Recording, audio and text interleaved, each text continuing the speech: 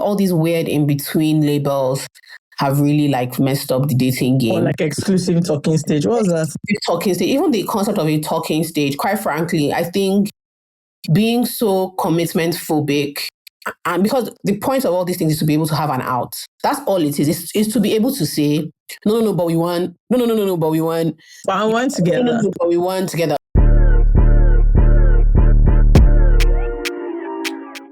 Into big boom. Keep telling people you have anxiety issues. It's a lie. You are just wicked and mad. Look, you've done BBL and we're all happy for you. Carry your new bum and go outside. This is the podcast for you. I'm not poor. Are you sure?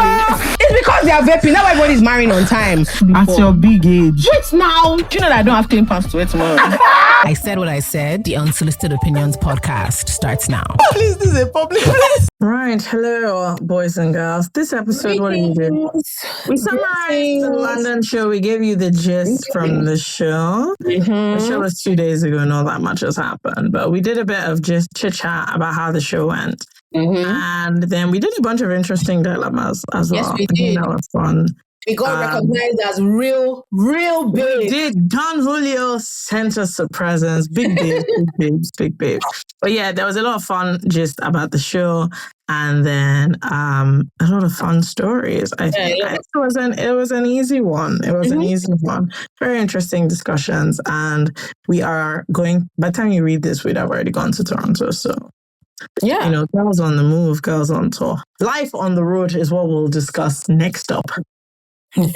All right, guys, make sure you enjoy the episode. Bye. Hello, boys and girls. Hello, all. Wagwan. How are you feeling? I'm feeling good. We just finished. Well, we didn't just finish. I don't know if it was day before yesterday, but we're coming off the back of that. I'm feeling good.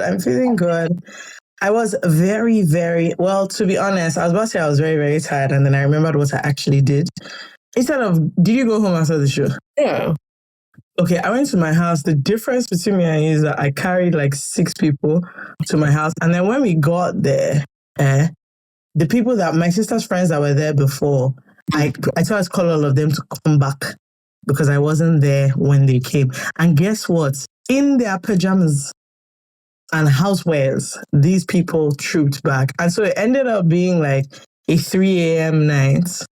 I think, yeah, shout out to Zelma, who last master, and I think she was here till almost 4. So yeah, that was not productive. It was a lot of fun, but not that productive.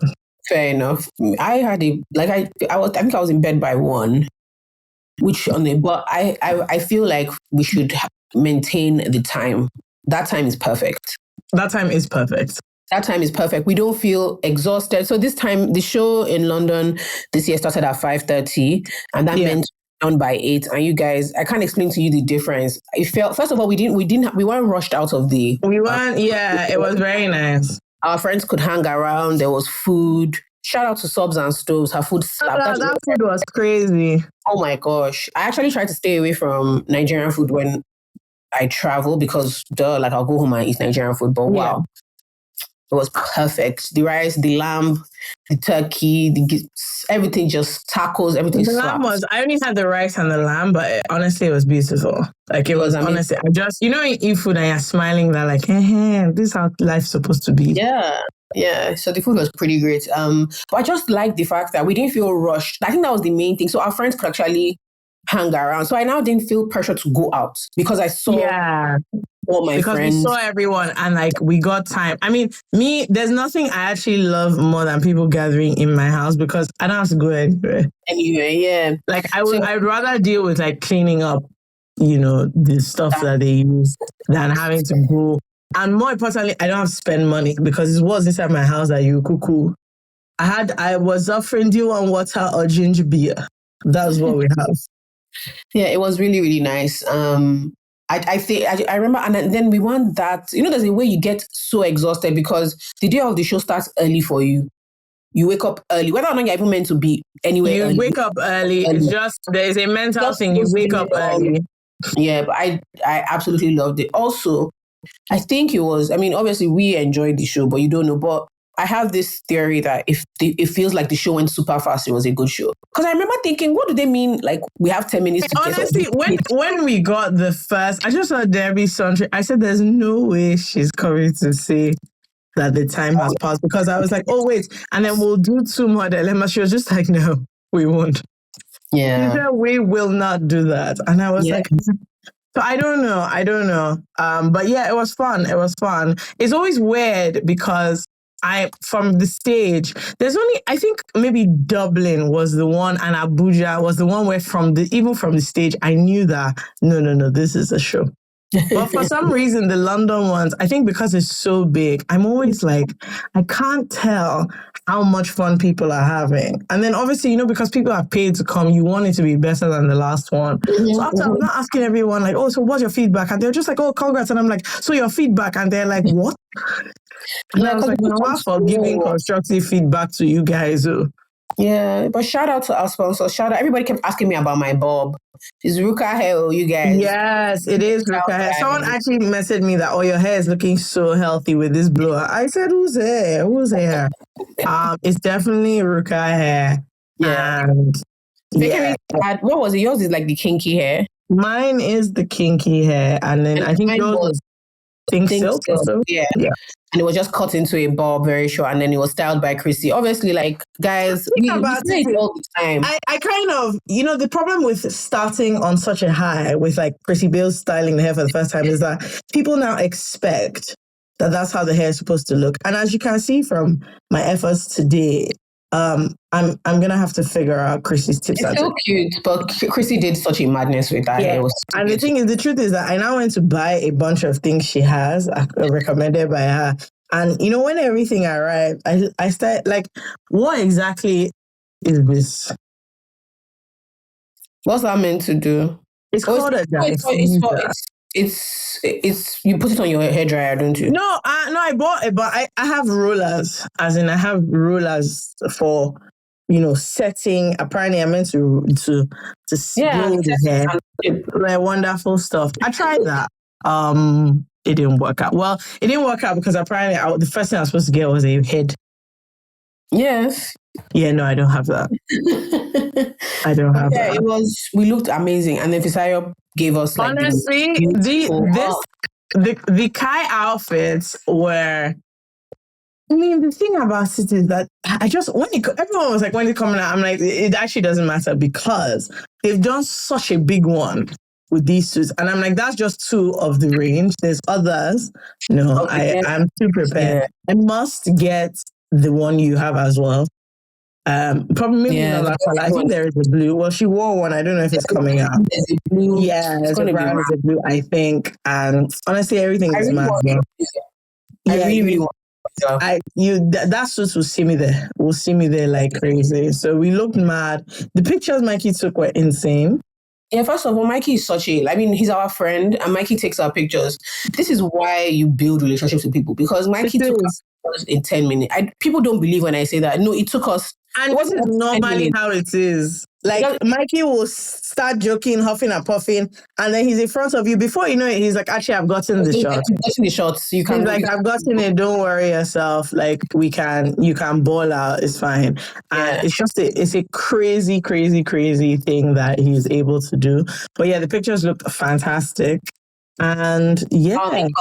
Amazing. Yeah, amazing. Ronti did my makeup normal. Yeah, I did my makeup. So, her name is Slade by Mix, and it was her name is Rons MUA. Normal. We're locked in. I loved the stage. Yeah, the stage was actually really cute. The little fence, like, garden situation. Debbie came up with the design, which was so nice. Yeah, I really liked that. That was very cute. The chairs were comfy. Yes, well. It was just. I feel like it felt like. Because we did say we wanted to make more effort, but we weren't in control of everything, but it came through, like working with people that know what they are doing. Yeah, it's obvious. It shows. So that was fun. You know what? Not unfortunately for London, because actually, so I had a moment afterwards when we were coming back and someone in the car was like, I mean, the way we just brush off the fact that almost 1,500 people came to see you and we're just in the car on the way to your house gisting. And I was like, wait, so We've tried, and then I swiftly moved on from that. Yeah, it's nice. It's nice. It's really It is nice. And I was seeing there was some girl that did a video of her coming from Minnesota Someone came from Minnesota, somebody came from Sweden, somebody came from LA. I met the girl that came from LA, and I was like, I kept thinking to myself, I hope it's so worth it. Some people came from Manchester, Birmingham. Yeah. I met someone that also came from Belgium. Yes. Yeah. Very interesting. So it was great. It was a great first show. Just like we said, actually, people got their trains and went back. Including my brother. Yeah, your brothers went back to Manchester. Came from Manchester and went back the same day. They were just like, got their trains. So it was nice. I was pleased. But like with most first shows, we then have things we can now use. So that's always the thing that is a bit unfortunate, because now what London has done is I now have like 3 or 4 things that will significantly improve the show for Toronto, and I'm like, it's a shame that, but it had to be someone. But that's the nature of that's the nature. If you're doing multiple shows, that's just the nature of it. Yeah, so it's interesting that now I'm like, Toronto show just has a leg up because it's next, and New York has an even bigger leg up because it's after that. So that is a shame, but you know what? All good. It is what it is. What else? It was a really good show. It was fun. I enjoyed it. Well, I hope, the thing is, I don't know why I'm like reticent to say it was a really good. I hope it was a really good show. It was a good show. Don't worry. Like, I don't understand. I'm like, I don't know. I had a good time, but I always have a good time. We would know if it was not a good show. Don't worry. If it was not a good show, they are not that polite. Like, people paid money. We didn't do it for free. So if they didn't have a good time, we would know. And even if they wanted to be nice, we would get a DM or an email. People have emailed us before being like, hey, get some notes. There would definitely have been a lot of, hey, loved seeing you. So cute. Now. Whatever. Yeah. So I do like notes, like the things you can actually change, because we have other shows coming up. So I'm not mad. Anyway, that's pretty much what has been going on. Nothing else. Feedback. In fact, that even takes us to an interesting topic. So on Twitter, which are smart enough not to be on anymore, there's been a lot of conversation about criticism, feedback, particularly in the creative arts, and how Nollywood in particular just doesn't take feedback well. So Kemi's new show, so there's been different feedback, good, positive, negative, there's criticism, all sorts of stuff. And it's something I've noticed. Have you seen it? I've seen most people raving, saying, enjoying the storyline or running along with it. I like a show that has people, like different people are talking about different things that happen. So I'm definitely going to watch it. But anyway, sorry. I've seen it. But so there's this thing about, and I know because not even technically, like I work in Hollywood as well, so I would know. But we don't take feedback well at all. Yeah. Criticism is because it's so hard, and it often feels like we get really mad at the idea. So it's 2 things. We get upset at the fact that our effort is not effort. Yeah. Just because it feels so hard. And so because the end product is so quickly absorbed, so people can watch your film in 2 hours or your series. Yeah, then they're done. Like a year or 2 years to do. And so when you get feedback that says, this was one of 3 things, maybe what everybody hopes to hear is it was excellent. What people don't mind hearing, it was good, but I will change a few things. What people don't like hearing is either I don't know, or I didn't enjoy this. And I've seen 2 things. So there's the one from creators, but then there's one that I find even more interesting: criticism from how people who enjoyed something, particularly enjoyed something from Nollywood, absorb criticism from people who didn't. I think that's so you enjoyed the film a lot, and then there'll be some odd person or just people who may not have enjoyed it as much as you. But particularly when it comes to Nollywood, I find the audience absorb criticism you're insulting me. Something with me. Okay, you didn't enjoy it. That means that me that I enjoyed it, there's something wrong with me. Yeah. The vitriol or the venom that shut up. I'm just no. It's automatically you're a big hater. Yeah. If you have any notes. Whereas for every other thing, we all know that there's a spectrum. Yeah, it's not that. So I found it really interesting that you have to. One of the early ways I learned to receive criticism was from my dad. Sandwich it with, like, you try, blah, blah, blah, blah. But the older I got, the less he had to start off with,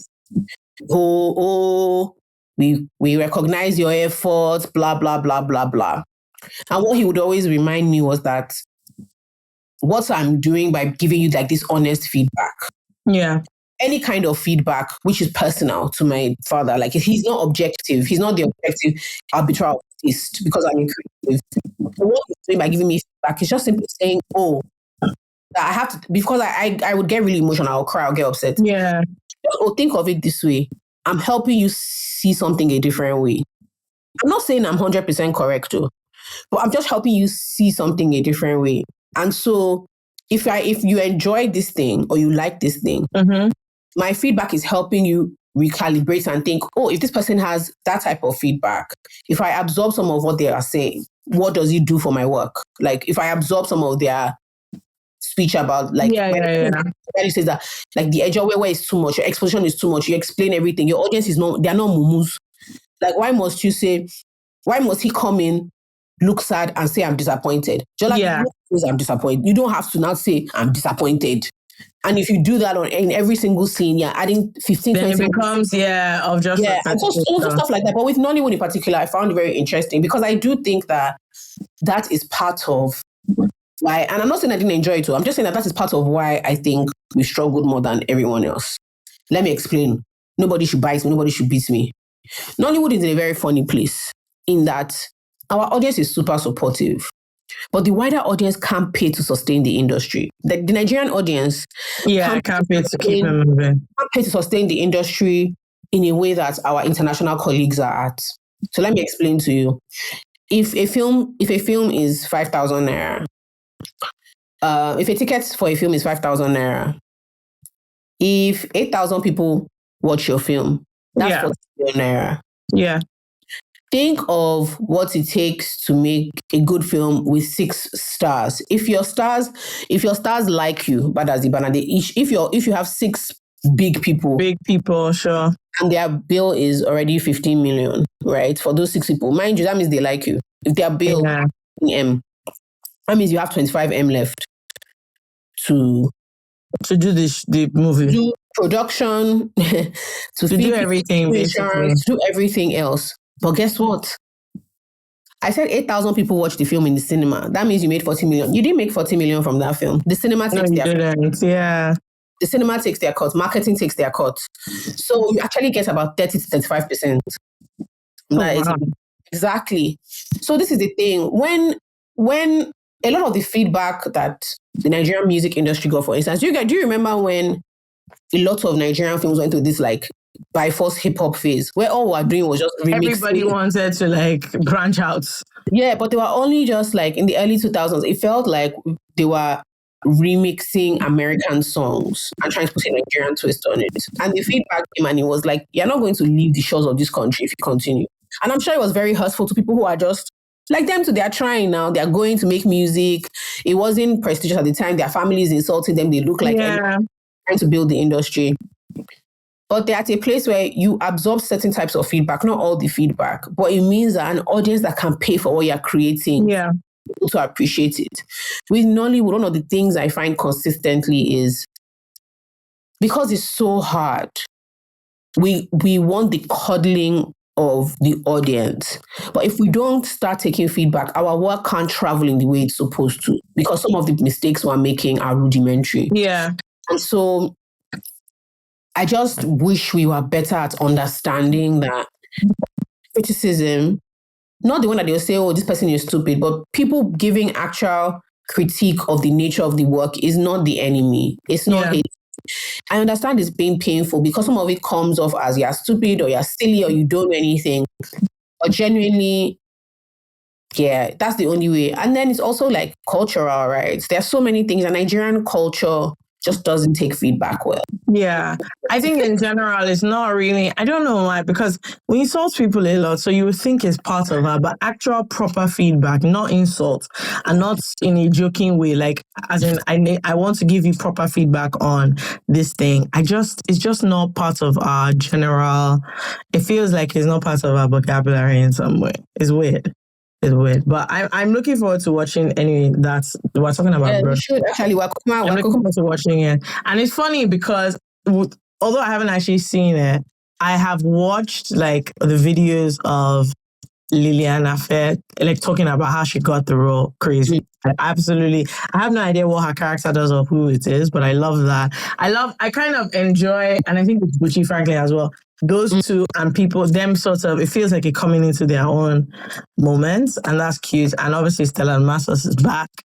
That's also fun. Yeah.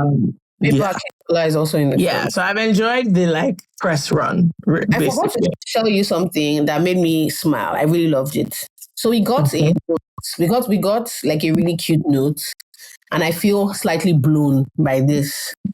All right. We got a gift from Don Julio for you, get me? No. Big tips. Yeah, they congratulated us on the show and sent us this actually. Oh, look at that. Shots on you. I love to see that. Yeah, it was very, very nice. Very, very elite. Oh, I love that. I love that. That will go far. Thank you, Don Julio. It will definitely go far. That's quite cute. You see, this is what I need. People waking up to the reality that like something is actually happening here. So it's just, one of my friends messaged me that I actually laughed this time, and I was like, hey, fool. Because I know you laughed the last time as well, you goods. What? I like that it's catching up. Oh, that's cute. I don't think I would have thought of that. 100%. I thought that was very. If you told me to guess, I would not have guessed them, but I'm very pleased with that situation. Mm-hmm. So when Toyosi brought it in, I just thought she was bringing it, and then I checked it yesterday. I was like, oh my gosh, this is so cool. You're bringing a general gift. Yeah, I thought she was just dropping a general gift because also, oh yes, this is going to be a bit scattered because it's podcast, that's what we do. But it will never not blow my mind, and I'll never not be so grateful. We have such generous listeners. Oh my God, they give us so many. I literally have, wait, you guys, I'm going to try and show you this. This is not all the gifts, but this is like a humongous bag filled with different things of gifts. We got flowers. Some of the people and wooden. Was it Sweden? I think Amsterdam. She got the wooden like tulips. So much. Yeah, we get so many beautiful gifts from like people in our audience. They bought Fakemi a ton of coffee. Percy it's really, really nice. And then there are different people who have like cards and things. Mm-hmm. It's very, very cute. It's very, very cute. So sweet. Like, and I think what makes it funny is they always think it's an imposition. So they're like, oh, I'm so sorry, I brought something for you. And then they quickly push it to you and run away. Yeah, so many people came and pushed it and ran away. I said, please find who to give this gift to. Don't worry yourself. Like, I'm definitely taking it. But yeah, it's very nice. Although one of our friends, you see, the Nigerian people, it can never not jump out. I just saw the gift. I hope you have an icing oil. I said this is exactly what my mother would say. But yeah, no, it was really, really lovely. I'm quite pleased. It always surprises me, but it's now kind of funny. So, yeah, it's so much fun. It's so nice. It's just a nice feeling to like have. It's a very nice feeling, and then you look at things and you realize people actually listen and they know who you are, so they buy you things. And my whole year's coffee supply comes from the show. Yep, every year. Yep. Every year, I'm like, I'm good on the coffee because I know that at the show someone is, and they never fail. This year is actually very fancy. I'm a bit surprised. People are fancy. We got like a diffuser set, just lovely, lovely things actually. Our people are mad fancy. Can't lie, they are very bougie. So I'm like, I rate it highly. Yeah, no, it was very exciting. Like these are things that even me, when I'm going, like the coffee pods that I got, I have seen them and I walked away because I was like, I'm not buying this. And yet, this baby has bought it for me. So I love that we're surrounded by big babes, big achieving babes. Very exciting. Can I tell you a random ass thing that I bought that I am unbelievably excited about? Like Okay, in a way that is somehow, because I can't remember who I was telling, like, oh, see what I ordered. And their response was just, charms for my trainers. Oh, that's cute. So cute. Excuse My me. God, it's so cute. This is why you shouldn't like have Pinterest, because you just start ordering things on Etsy. But just, I mean, what is this? This is on my shoe. That's crazy. This is crazy. Anyway, the point is, I have so many shoe charms now, and I'm like very, very excited about the situation. So I'm very pleased about this. I have done. So the thing is, what I'm realizing more and more is one good thing about not living here is we don't have Amazon next day delivery in Lagos. Very important. It's very important that we don't have it. It's not that I don't want the progress of the nation, no, but for my personal sanity, we can't have it. We can't Have what? Amazon next day, we can't have it. Oh, no. No, we can't have it. Because the things that I have been doing, like any small thing I think about, oh no, let me check Amazon. I'm just like, this one starts. Yeah, it's crazy. If you have to like go into the store to get it, you do think twice about everything. Especially when it's just nicks and knacks. You just think, oh, it's £7. Before you know it, everything has added up. And so Amazon is becoming, and I never used to buy anything on Amazon, to be honest. What? I swear. Let me tell you my intro This trip is like this trip and maybe the last trip. These are my first Amazon purchase things. I never did it. Oh my gosh, my intro to Amazon was A-levels. And when we actually lived here, I was not buying anything on Amazon. And it was because, I used to, and that was when I didn't have a Kindle then. I got my Kindle when I was in university. Yeah, so I used to order secondhand books, and it used to blow my mind because the book itself would be 1p. Stop. The book would be 1p. And like posting and packaging would not be £2. Maybe I'll put my weekly budget £30. Oh God, I will have a blast. Like it was boiling uncontrollably. So that was how my Amazon thing started, and since then, wow, wow. I I've bought a lot of things. That's why I don't add mouth when people are like insulting Jeff Bezos, because I've put a lot of money in that man's pocket. I have.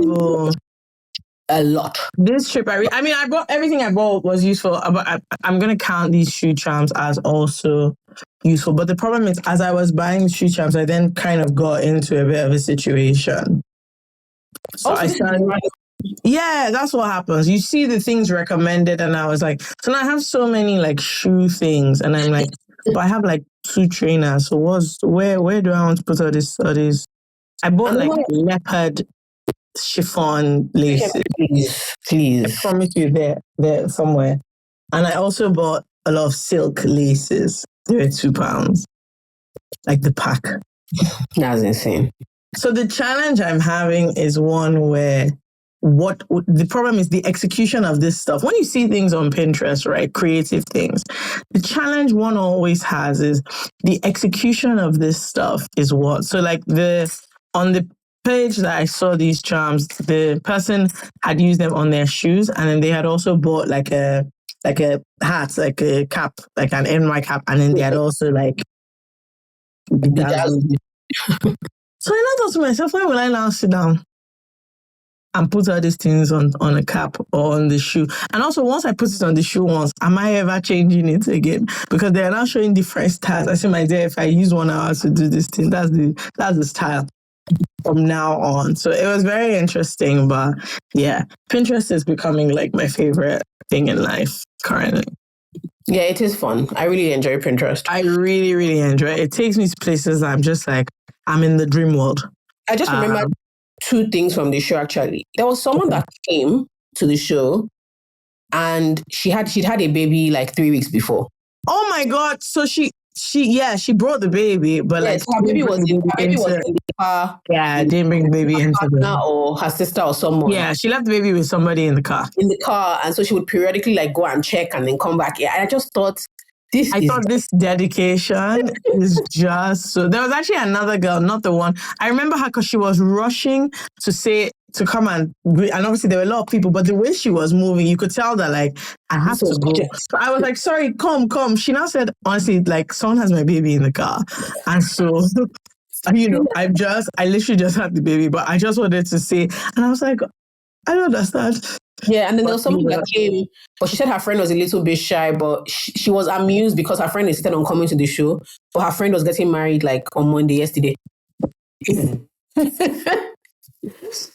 So she was like, yeah, I think her name was Sophia or something. Like That's too funny. That's too funny. My friend is here, but she's getting married tomorrow. I was like, what? That's so crazy. And then I love the like brief chit chat that goes on when the pictures are being taken. Because there was one girl that she was like, she's been to, I think it was 6 or 7, but she had pictures of her. She's been 7, I said events, including that Spotify, like private, that Spotify event. So she's really different countries. She's really about it. Like she's been in London, Lagos. She's really inside the community. And I was like, wow.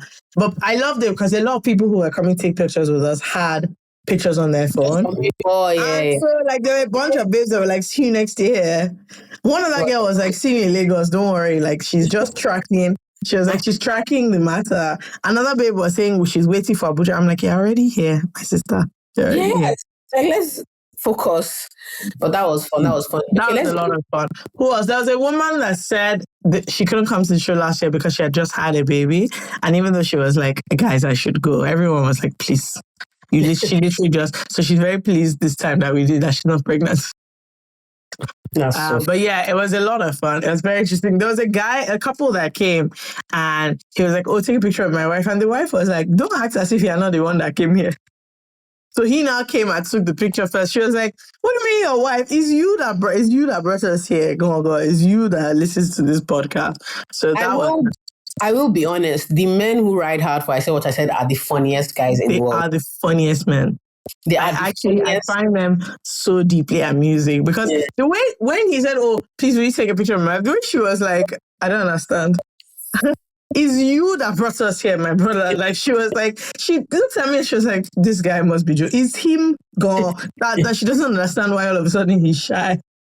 You see when he was not behaving so quiet, she was like, you need to see this guy. Like he was saying that they have actual debates about things from the podcast where he's like, watch this. And she's just like, whoa. So she was just laughing that like she feels like we're also inside their marriage. And I was like, I think that's a good one. I think that's very much a good one. So yeah, that was fun. Also people that drag their friends, like other babes that came and was there for the first time. I quite enjoy all these things. I met 1 or 2 people who came alone. There was one babe and she was like, and she found the podcast. She doesn't even know how she kind of found the podcast, but she loves it so much. So she came herself and zero regrets. I was like, that's what I like to hear. She was like, people are on it. That's what I love. And so nice and so friendly. One of my big vision board things is Joburg and Nairobi. Yeah. I think I'm looking at how we can do like Africa, but I don't know what the numbers are saying in terms of, I don't know how it is, but I think it's something that we can. Our numbers in Nairobi are great. It's just figuring out how to get there and like logistics, right? Yeah. So guys, don't worry, like things we're coming, we're trying. Brands, follow Don Julio's example. Okay? Follow their example, bring things for us. You'll make it. Okay, let's start with dilemmas. I have one that made me laugh here. Let me tell you something about Nigerian women. I say it all the time. We achieve. They achieve. They always achieve. Now, there are a couple of babes who are once again doing what?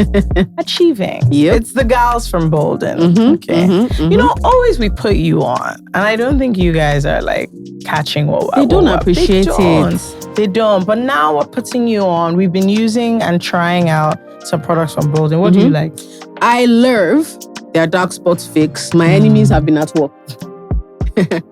And the Bolden lady said, don't worry, jolly baby. We got you. So I like their dark spot fix. I don't use that every night. I use it like every 3 nights. But what I really, really like and I use every single night is their cleanser, like face wash. It's very gentle. It doesn't have like a strong scent and it does what it's supposed to do. It's not stripping too. Like, you know how your face, sometimes you use some things, then your face is not dry. It's not not dry. No. It does what it's supposed to do. It's lovely, smells great, doesn't have any all these weird things. Let me tell you what I use, because these days I like to like feel like I'm into skincare. Take me, please. So the thing is, I use the eye patches because then you walk around. I make a point to walk around everywhere with the eye patches. Like I'm planning to step out because they're gold, and so it's a vibe. I'm planning to actually step out with the eye patches to like, somewhere. Anyway, my dark circles are like going down, and I'm quite enjoying. Oh, I love to hear that. You're just supposed to use it like once, twice. That's not how I use it, but that's how you're supposed to use it. And also the glow hydrating mask. Again, if why you really are you saying it like that? What's the glow hydrating mask? I feel like that's the feeling you get. Glow hydrating mask. Okay, it's because you don't know. Okay, but if you want to feel like you're really doing skincare, you're applying things. You know, when your face, all those skincare videos where your face is now like glowy, dewy. Do you know what I mean? Sure. When you've done it, that's how I feel. Okay. I have a glow. There's like a light on me, like a halo. Okay. That comes out naturally. I promise you, use this thing, you'll see the halo. Your character might be bad. I have a great character. So the halo is there for me. And the glow hydrating mask is just shining on. Yeah. Okay. But they have a great collection of products. Those are the ones we've used and I'm excited to try more back. Yeah. But we want to hear what you think, what you like, what's working for you. We also love the fact that these are two Nigerian American women. Fun fact, they went to school together.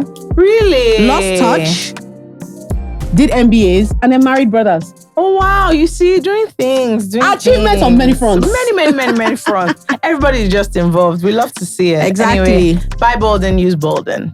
Bye. A funny thing that was happening was after the show, I discovered that people we know had dilemma, but they didn't like indicate that it was them. And then after they were like, oh, why didn't you read your dilemma? I'm like, I don't understand how I'm supposed to be so aware. Why didn't you write your full government name and say, please read this, you know me personally? Do you get it?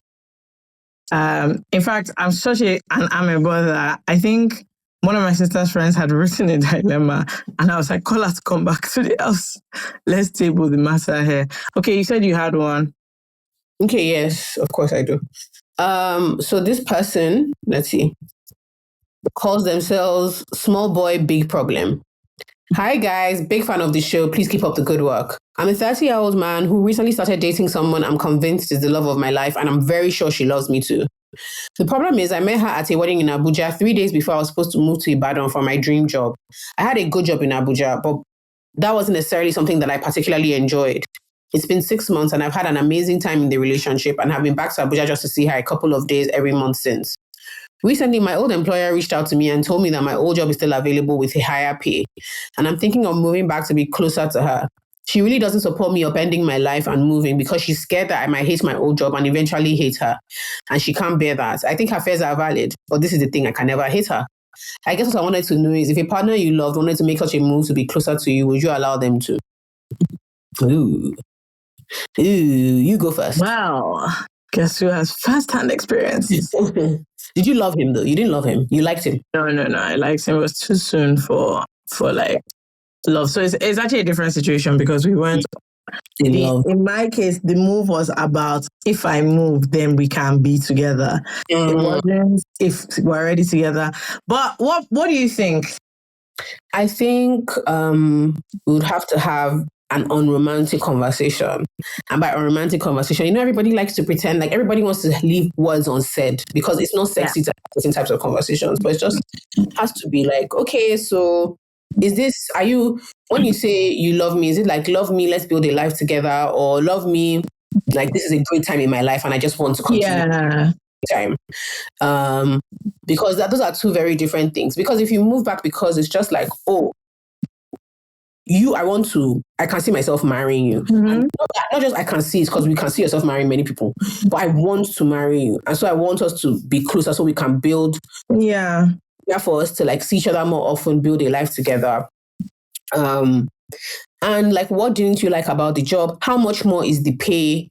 Like, what do I want to do in my life? Not that you're going to move back to Abuja and then I'll tell you that, that thing I was applying for. And you say, what thing? That thing I was applying for in Sweden has come through. So we're just going to have a really unromantic conversation, and is she afraid? But if somebody I loved and loved me back, wanted to move to be closer to me. First of all, I can never blame you. What a girl I am. What a lady I am. But yeah, I would say I would be very happy. I know I would be anxious, obviously. Like you would be scared because now you feel obligated to make it worth his while. It's the pressure. It's the pressure. Yeah. Like I don't think she doesn't want him to come. I think it's the pressure of, yeah, a big part of why I'm moving is me. Like let's call a thing because you cuckoo left the whole job. Yeah. And so there is a pressure of we have to make this work that comes with that kind of situation that is a bit tough. Yeah, I think that can be a bit tough. And so I understand not wanting to put somebody in that position. But I wouldn't, the problem with, do you know the issue with this kind of thing? The problem with saying no, don't come is that it comes across as you don't want me to come. No, it's not that. I'm worried about, the dynamics it will create if you come because of me and then you don't like your job or some other thing doesn't work out that's is central to the thing and then there's resentment or blah, blah, blah. But this is one of those situations where you just have to be a big boy and a big girl and get into it. You have to firm it. You have to get into it properly. And the truth is small feelings here and there might be hurt in the sense that you might say some of your fears that are valid, but are somehow. But at the end of the day, you guys are in a good place. This is not a bad thing. It's just a thing about how you move forward. And it's not the worst thing in the world. But it also brings up other larger questions. At some point, one of you is going to have to make a decision to be closer to the other anyway. And so the question is, why not now? Like, is it the circumstance of the situation? Do you really not want him to take that particular job? Or are you actually not ready for it to be? Because by the time you move back and you're closer to me, our relationship has gotten more serious, whether you want to admit it or not. So if you're not ready for that, all these things, you have to open your mouth and talk. I don't see any way around it. Yeah, that's the only thing. I don't see any way around it. Honestly, that's actually the only way you can move forward. It's so interesting to me that our generation is this avoidant. I swear. But it's not that surprising. It's because, like, someone like my mom would just be like, of course, why won't he move? Like, if he loves you, let him, like, he must move. Do you understand what I'm trying to say? Like, yeah, like, I don't understand. You would definitely move. You saying you're going to move to be near me. Yeah, that tracks. That tracks because my mom did it after she did a pharmacy. I can't remember what it was, like a residency. She moved back to England. Yeah. And my dad was like, I propose something to you. Why don't you come to Lagos? I will pay your rent. My parents didn't want to live together before. Yeah. They were Christian, so they didn't believe in that. My dad was paying his girlfriend's rent until come back to Nigeria. Like, so, yeah. So I think their generation is just like, if you hear some of the stories, some of the things our parents say, it's like, of course, like, okay, it doesn't work. It doesn't work. No, like, which one is all this? That's it. Like, if it didn't click, it didn't click. Like, I don't know. We're very caught up, Sha. In a way, I get it. In other ways, I'm like, kilo day again. Like, what's always happening? So I don't know. But in some ways, I actually understand it. But I think it's just that thing of, well, obviously. And you know what? Shout out to Tolly, because this is real lover shit. Okay? This is real lover shit. Personally, I am the type that believes that if you're inside something, you have to be inside it to the point where, quote unquote, drastic action. It's not that deep. But that only works when two of you are equal. Yeah, as in, you can't be equal, but two of you are very much inside. And so making this jump we're all clear about the end goal. All these logistics is just the issue. So I think that's what I want them to clarify that. Is this a logistics issue, or is it that like they're not inside? Do you know what I mean? Because if they're not inside yet, nobody should move to any place. So that's a toughie. Also, this brings me to my general view of long distance relationships, which is that if you don't have that we're together for a bit phase at the beginning, I think is rough. Because he said he met her and then he moved. He met her 3 days before. Exactly. So for me, I'm like, no, but he said he's been going back to see her. So my general point about long distance relationships is I think that period, because he said they were only together in the same place for 3 days, and then he left. I think that initial, whether it's 2 or 3 months of just we're in the same place before you separate, I think it actually makes all the difference. In my own small sample size of experimenting, I think it makes a huge difference to how you do these things, because it gives you time to already know what it's like when two of you are the same. So these things of somebody moving, it doesn't feel like such a leap. I don't know how to explain that.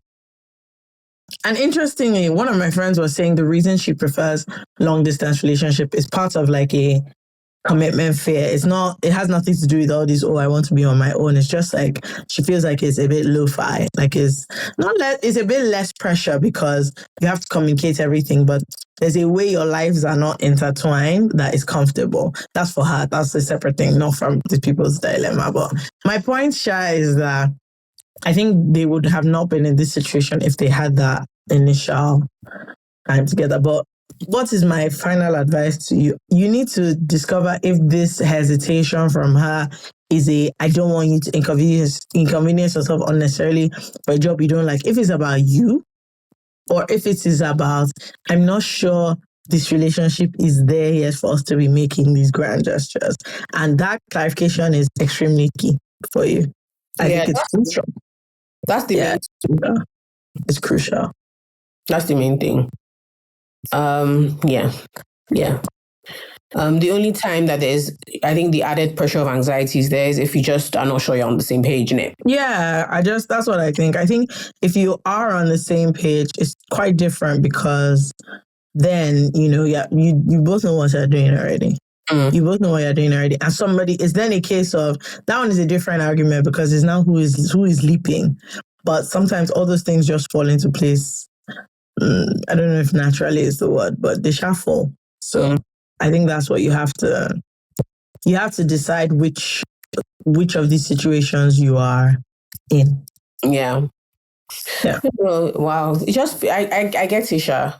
I get being anxious. I get, especially when you're like ready to like go all in. I would feel very, very somehow if somebody was now hesitant. Do you get? Yeah, my grand gestures person, I think is important. Okay. I think the grander the better. Don't go and move. But yeah, in your own case, I think you really need to do that. Yeah, just make sure that your baby's on the same page with you. I think just make sure your baby's on the same page and also understand properly, because you don't want a situation of I moved to be closer to you and they're saying, okay, but who asked you? Yeah, and more importantly, like moving to be with somebody is a big deal, but also like job satisfaction is important and lifestyle, because you don't want that person to be your only source of happiness. Mm-hmm. So if you left that job for a reason, why did you leave? And is the money that they are paying you enough to compensate like missing out on the job you really, really love? Yeah. These are all relevant things. Okay, let me see. Dilemma. Ooh, man, there's so many. Yeah.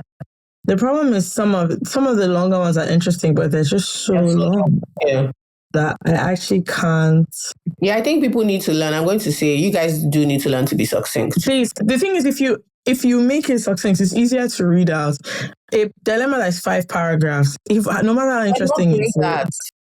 We're not doing that. I'm so sorry. Like we actually can't do it. Even if we wanted to, we can't do it. It's too much. It's too long. Yeah. It's a lot. Okay.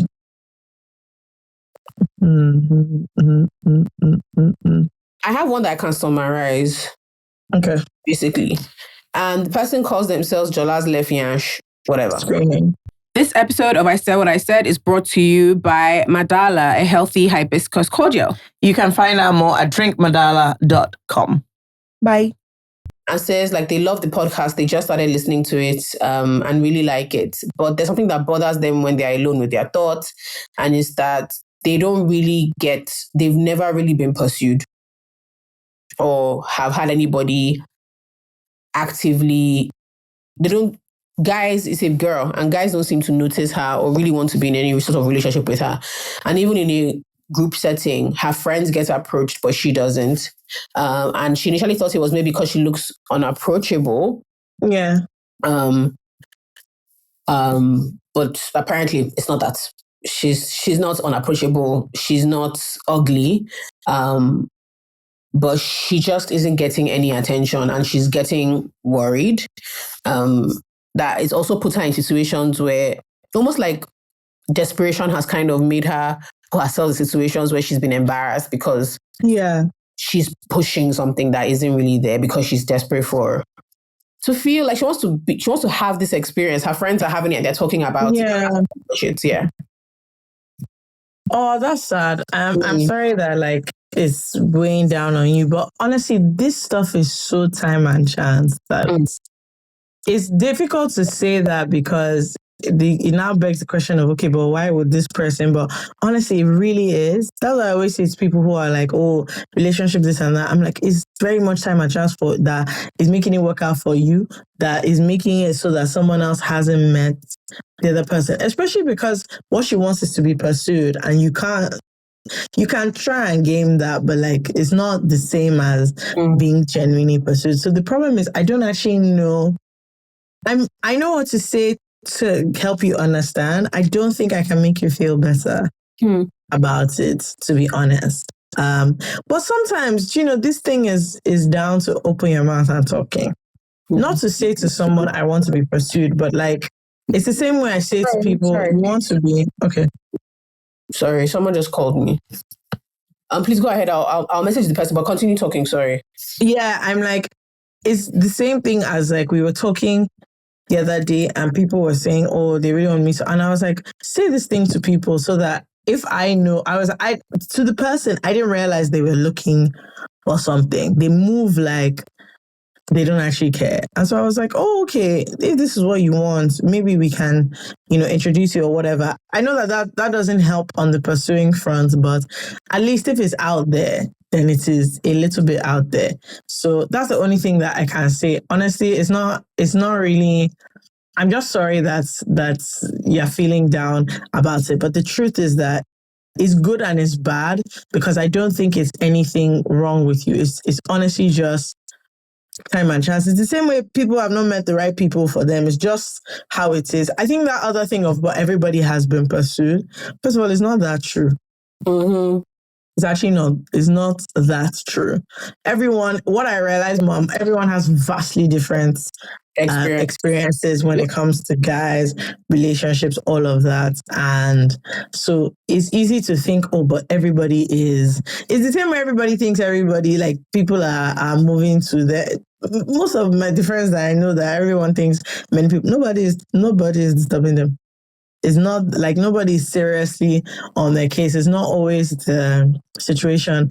I think you just kind of have to, because if you stay in this place, I worry that you'll get into a thing of what is wrong with me. Whereas I don't think there's anything. I think it's honestly just a time and chance. But if you want to do something, then it means putting yourself in positions where it is obvious that you want to be pursued. So, for example, if you join like Bumble or whatever, that's what people are doing there. That's actually the whole idea. If you're telling people to introduce you to people for the purpose of like dating, all of that, I think those are the only things that you can actively do. And I get this thing because what she wants is for her to not have to make the effort for somebody else to want to pursue her. Yeah. Sometimes that's just not the way like real life is, because you can't manufacture that. You can only will it. And I think there's so much value placed on, even with all this talk of like decentering men and women learning about their own power and learning, there's so much value placed on how attractive men find you. Because even within this whole talk of like decentering men and trying to make sure that we're not living for male validation, the whole thing about, but because even when you do that, those are the type of women that men really go for. And I'm just like, that's not the point. That's not supposed to be the point. But I do think, I understand, like I actually don't, even Fakemi even had a lot of like intelligent things to say, but I just want to say that I don't want to sound like you're being invalidated, because there's a lot of value placed. You feel like there's something wrong with you if quote unquote nobody chasing or toasting you, because women put so much value on women who other men chase, right? Yeah. If when people ask their friends, how far, what's going on with you? A lot of times they're not talking about work. Like they mean like They're talking about like if you're dating, how you're far, or dating, if how you're in a far, relationship, what's the updates? what's the update, what's going on there. They're not talking about your parents' health or your health. It's often Yeah. like, this to me, what's going on with you? Who are you seeing? And you can start to easily feel like there's something very wrong if you don't have anything to say. So I understand that feeling. And the truth is, like Fekemi said, we can give you tips to game the system, but the truth of what you want is that any tip we give you to game the system will make you feel so much worse. Yeah. Because you will then feel like yourself is not enough. You have to do very many things to attract some sort of attention, to feel something. So I'm really sorry, but the truth is, even in my case, I don't know. Like there was a time that was me. Like I just didn't have anything going on. I just didn't. It did happen. The problem I think it has is that it has never happened before. It has never, yeah. Which is the challenge. But honestly, those are your options are to just firm it and continue to will it. I don't know if you're a manifesting person or a praying person, whatever, or to actually, say, okay, what can I do and these are the things you can do. The problem is a lot of those things make you feel shy. Like not shy in that like you're shy talk to people. They make you feel like if I didn't do this, would this have happened to me? But one other thing someone said to me recently, which even me, I struggle with accepting it, is that it was on this topic of like people moving to you versus me moving to them. They're like, if ultimately it turns out that this person is actually the love of your life and everything has balanced out inside the relationship, it doesn't matter. How do you mean? Sorry, I'm confused. I feel like I missed out. What I mean is like, so we were talking about this thing of, if we saw a clip of a woman proposing to a man, which I think is insane. But so they're now saying that, I mean, obviously jokes aside, that the problem with a lot of babes, and it was this issue of being pursued. Part of the issue with it is that if, as in you move to somebody, you a babe, you move to a guy, and it works out. And it doesn't just work out because you move to him. It works out that like both of you are now really into each other, that sort of thing. Doesn't matter that you move to him or not. And because he was saying that the problem with babes is they make it matter. I was about to say that a lot of things people have a problem with is because they can't tell the story they want to tell. Yes. It's not they themselves have a problem with it. It's that they worry about how it looks to other people, and so they manufacture the problem. So for instance, if I moved to my boyfriend and Fekemi doesn't know that, I start to get anxious because if the story of how did you meet comes up, really, I start to have anxiety and embarrassment over it, even though it doesn't mean anything. So I do think a lot of times people don't have a lot of problems with a lot of things that they say they have problems with. Their problem is that the story isn't sexy enough. I don't think it matters. Again, I always say this thing. There's a lot of quote unquote societal standards, rules, law that are built up by, people in their 20s. And we just, because that's how it is. And the older you get, if you're still constrained by things that you thought made sense when you were much younger, and if you are lucky enough for life to kind of pan out for you in that way, you fall into that category. If you're still held captive by those rules, you convince yourself you are unhappy. If I met someone somewhere and I thought I really like, me and this guy have bumped into each other a couple of times and chemistry is insane. And I say, oh, do you want to, we should go for drinks. And he says, yes. I moved to him. You did? I moved to him. That is it. If I said, oh, we should go for drinks, or what are you doing after this? We should hang out. I moved to him. If a year down the line, we're happy and we're together and we're talking about getting married, that's another one. Apparently, did you know this? They are not supposed to actually talk. That's why people are always crying during that. We're not supposed to talk about getting married. What do you mean? So there's something. Also, the person is just supposed to know that that's where you are. Yes, so all this kind of that we build up, all these really, really weird and Why do you want the person you're proposing to be not surprised as in about the date and time of proposal, or to be surprised about the fact of the proposal? Yeah, so I feel like there are all these things we come up with that are ideologically pure, but just realistically foolish. It doesn't make sense to not talk about such a huge step in your life. What are you saying? It doesn't make sense to feel like, making the first move on someone you have an attraction to. We spoke about this in a different version sort of last week, I think. If a man is that excited, if a man is that weird about the fact that you move to him, you actually don't want to be with that kind of person. He does. Joy. He's not used to being considered like worthwhile or happy, and he's going to take it out on you because it has never happened to him before. So he's going to abuse it. That's a different case entirely from you met someone and you moved to them. There are people that I've been on dates with that were just like, in fact, let's talk about the ones I've been on dates with. There's somebody that recently told me, "Oh, hi, do you remember me?" I promise you, I didn't remember him.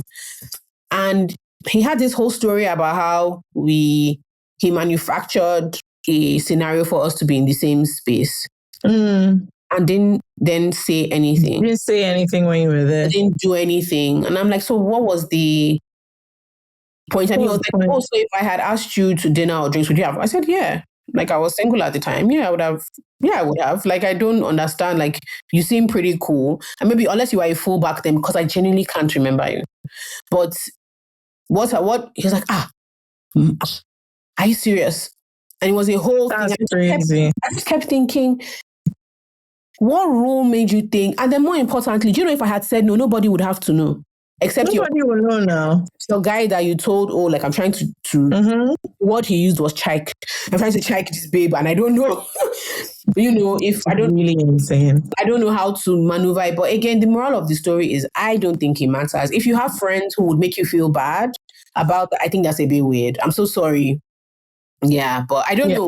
For other people, don't get me wrong. I actually guess it. I really guess it. I think wanting to be pursued is fine, and being disappointed or feeling somehow that you haven't been also fine. The question is what now? And honestly, your options are to sit still and hope, or to just position yourself in the places where the people that you might want to pursue you, or you might end up having to move to somebody. But the thing is, if you move to, again, my point about saying if it works out is that if it works out, and when I say it works out, I mean, now you're in a relationship where there's mutual, everything is, everybody is going back to back. Yeah. Then it works out in a way where you are being pursued inside the relationship. Obviously not in the way of, someone is chasing you. And I think it's funny that, I would even admit it, that there was a time where it wasn't even about meeting the right person. The want to be pursued was more of just, this person is just on my case. I don't even care about him. Like there was a wanting to appear as though men were moving to me and I don't even like them, but it's just overwhelming. It's just overwhelming how much they are into me. And I just,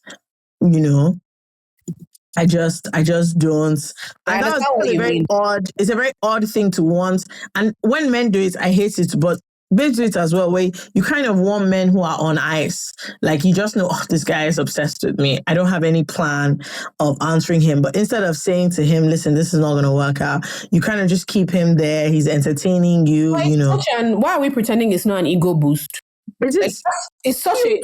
Oh, it's so great for your ego. It's so great for your ego to feel like someone is constantly trying to figure out how to be with you. It is so fantastic for your ego. Even though you're not showing any interest. The problem is, what the issue is that, one, and I'm yet to be proven wrong, that doesn't happen to that many women. I'm so sorry. It doesn't. People lie a lot. Men are gaining what they call self-respect. Yeah, it doesn't happen to, and even just before they started gaining self-respect, it just was not happening to as many women that were talking. Like, there are a few women who then, because it's so appealing to our ego, we try and make the mascot for like femininity. So maybe out of a group of 5 friends, there's, one. In fact, out of a group of 8 friends, there's one babe that just feels like men really, really, really like her. And because it's exciting to kind of see that happening and watch that and to hear her stories, we make that the bastion of femininity because we want that to be us and it appeals to our ego. And now all of a sudden, there's this idea that many, many men chasing you is the norm. And you not getting that means there's something fundamentally wrong with you. Or that if someone likes you and you like him back, you can't make this process straightforward. It has to have lots of like peaks and valleys, and you have to test him in many different ways, and you have to be coy and you have to be dodgy and you have to be Yeah. and you have to, all these like weird things. That's why I said by all these weird rules. But anyway, the moral of the story, because we've strayed far away, is my dear Pele. Hello. I don't even know what to say. Okay. I have one that I think is a bit interesting. And I'm curious with this one to see what like the general populace, boys and girls, have to say. Okay, it's from Love Bomber XOXO. Okay. I started talking to a new guy, let's call him EXO, and things got serious quickly, even though we hadn't met in person yet and lived in different continents. At the start, I was still talking to and physically intimate with somebody else that I had history with. I later told EXO about it and apologized. I genuinely felt guilty, even though we had just started talking. He was hurt, but he forgave me. I told him that moving forward, I would be in an exclusive talking stage with him. And then she wrote, I doubt that is a thing. About a month later, I was intimate with another person again. You hate thief. I confessed, and EXO felt betrayed and said he couldn't trust me anymore. Now we've stopped talking, and I feel like I ruined it. In total, our talking stage lasted 2 months, and we never met in person. My questions are, during a talking stage, is it okay to still be physically or emotionally involved with others? Is it okay to have multiple talking stages? At what point does it become wrong or count as betrayal? Feel free to tell me that I was a fool for telling him about the other guys. Lol. By the way, you guys are my online besties. I absolutely love you guys. Okay. I mean, I don't want to say you're a fool, but it's you that use your hand to do it. I think the thing with this thing is that the rules are not general. They are one. Is you by yourself and the person by themselves that knows the rules of the game that you are playing. The thing about it is, the only problem I have with this, right, is you saying to the person that moving forward, you are going to be in an exclusive thing with him and then sleeping with somebody else. That's criminal behavior. Because it's you that defined the situation. It's you that still casted the situation. So if your own thing coming in was, look, I really like you and we're talking, but I'm going to be seeing other people, then that is the rule of the situation. I don't think there's a general, there's how I like to do it personally. There's things that I cannot cope with. There are things that you cannot cope with. The problem here is not that you're a fool for telling him. It's your guilty conscience that is doing it. The problem is you saying, actually, I want to be in an exclusive thing, and you've told somebody that and they've agreed, and then you've done something else. So the problem is not even you telling him about the other guy, which, I mean, that one today, it is more so, I think people should be honest about whatever it is that they're doing or feeling. It is more so that you set up a situation with the two of you that you didn't have any intention of sticking to. So in his mind, let's be honest, I'm not mad at him. In the 2 months that you've been talking seriously, where you've said, for you to say that, okay, you slept with someone else and you felt bad and you went to confess to him, in your own mind, this should be an exclusive thing.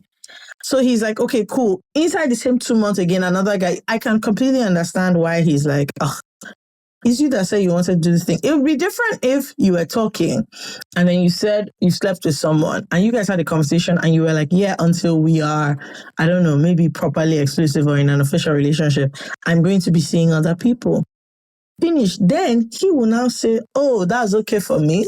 Oh, that's not okay for me. All these things, people just need to open their mouth and talk and don't lie or think. The problem here is also thinking that this is what you should do. Do you get? Clearly, you are a person that wants to be sleeping with other people. This is obvious to me.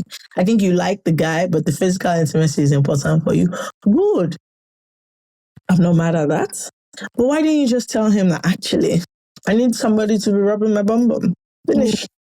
I mean, I have a slightly different from. I think all these weird in-between labels have really messed up the dating game. Or exclusive talking stage. What was that?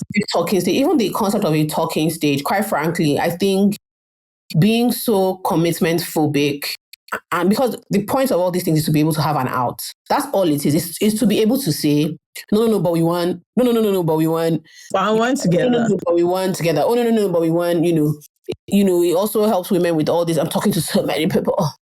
All that kind of stuff. But I just think one of the things we have to do is I saw something that I really liked yesterday on TikTok, and it was this babe talking about how you actually don't need, once you're past a certain age, and I think the age she said was like 22, I'm you screaming. don't need as much,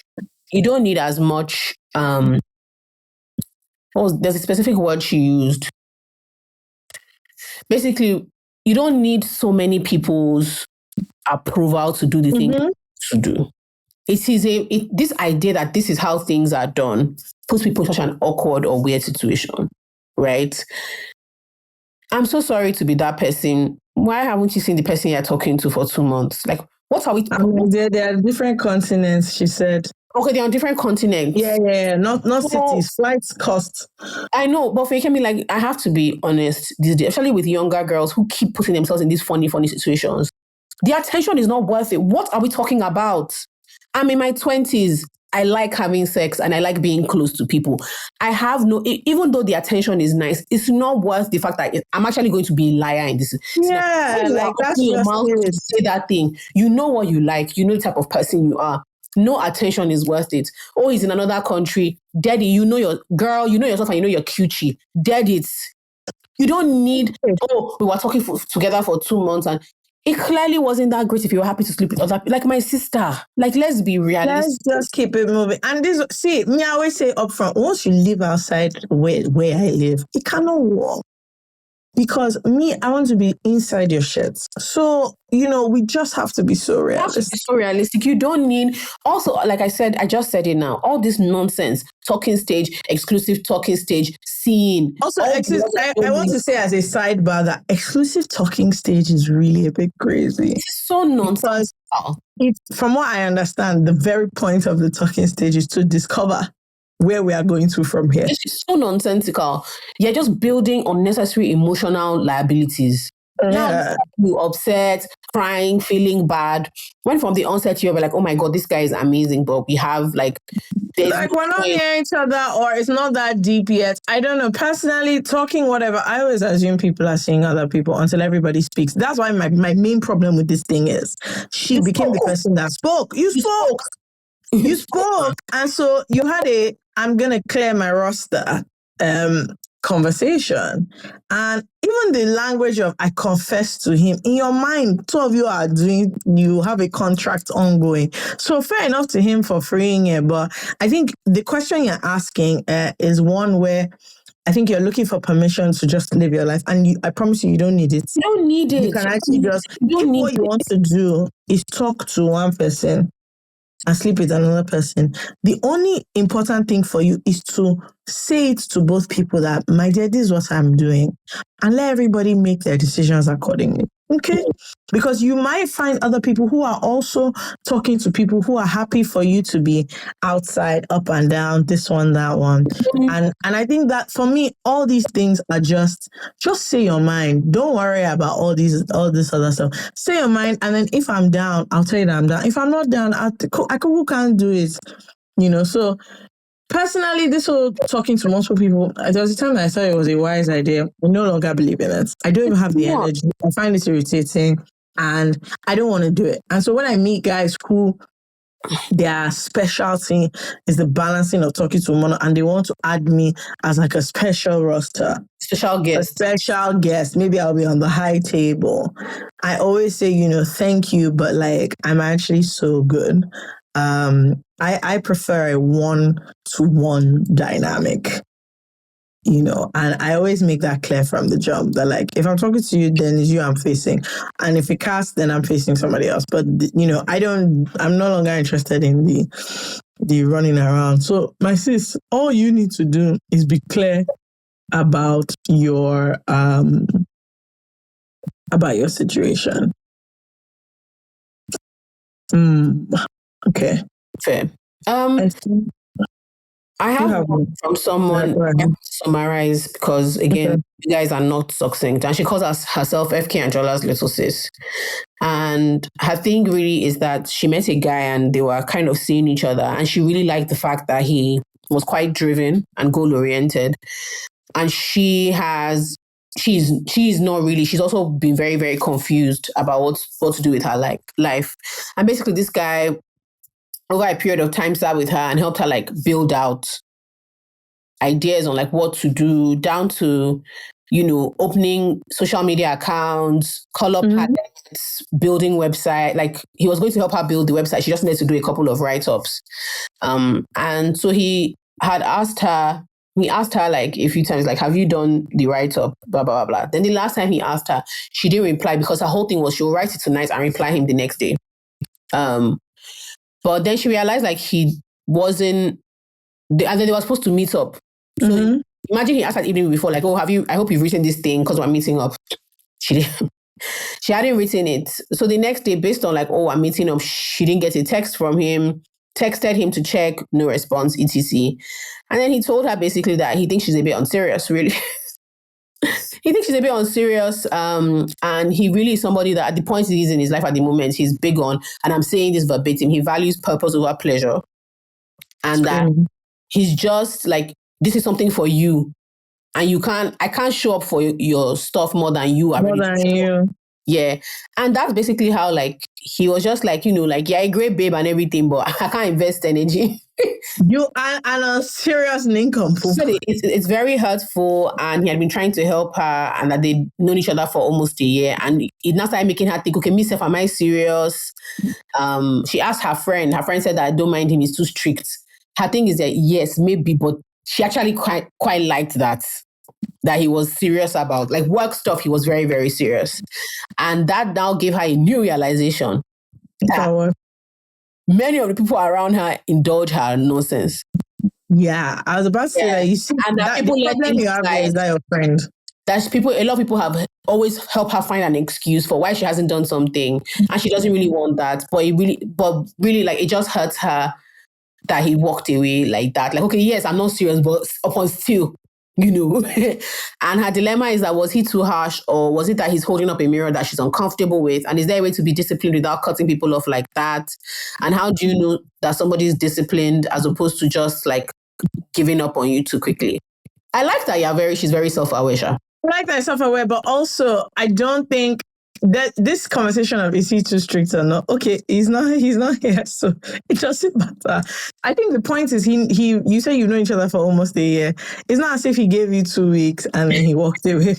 Yeah. So it's been a while, and the thing is, whether he's strict or not, the point is that, and the point I want to make is, you also don't know what people have seen. So this thing of, there are people I know who, as little as I will call you back, when you don't do it, they take it so seriously. But I have context as to why, because they have been in many a situation where you say you do one, you don't do the other. And they're like, just don't tell me that, because I will actually wait for the call. And then now I'm upset. My point with you is, I think that it's possible that you're not serious. I think the key thing here is to get serious, if that's what you need. I don't think he was being too strict, because honestly, it's up to him. Well, if we say he was being too strict, how does that bring him back? It doesn't now.